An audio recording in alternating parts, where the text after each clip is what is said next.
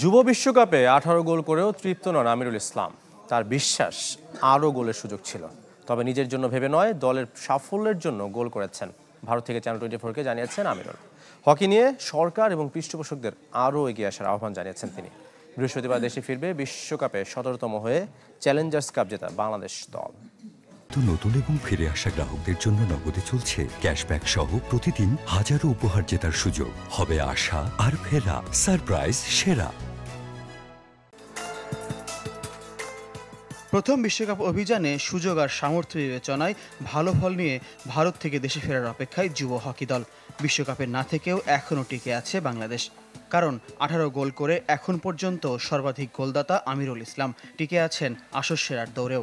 গোলের আত্মবিশ্বাস নিয়ে বিশ্বকাপে গিয়েছিলেন আমিরুল। নিজের কথা ভেবে নয়, দলের জন্যই তার পারফরমেন্স।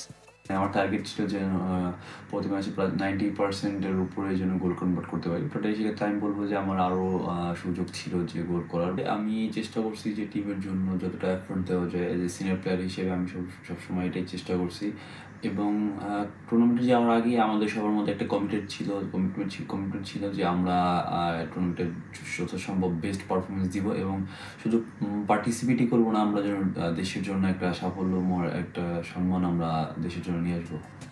মাঠের খেলায় সামর্থ্য অনুযায়ী নিজেদের প্রমাণ করেছেন আমিরুল, রাকিবুলরা। এবার তাদের চাওয়া হকির ওপর নজর বাড়বে সরকার এবং পৃষ্ঠপোষকদের।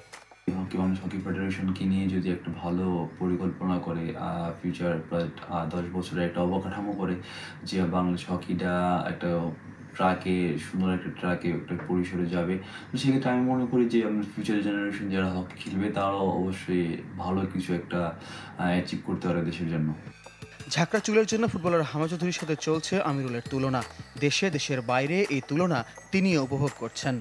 সবাই আর কি যে হামজা ভাইয়ের সাথে কথা বলতেছে, হামজা ভাইয়ের বিষয় নিয়ে বলতেছে, জিজ্ঞেস করতেছে। এক্ষেত্রে আমি বলবো যে অবশ্যই হামজা ভাই একজন টপ লেভেলের প্লেয়ার। সে পুরো বাংলাদেশটাকে রিপ্রেজেন্ট করতেছে বেশিরভাগে। তো আমি বলবো যে তার সাথে কম্পেয়ার করেছি, আমি অবশ্যই এটা এনজয় করছি। প্রথম বিশ্বকাপ মিশন শেষে বৃহস্পতিবার ঢাকা ফিরবে বাংলাদেশ যুব হকি দল। ফয়জুল ইসলাম, চ্যানেল 24।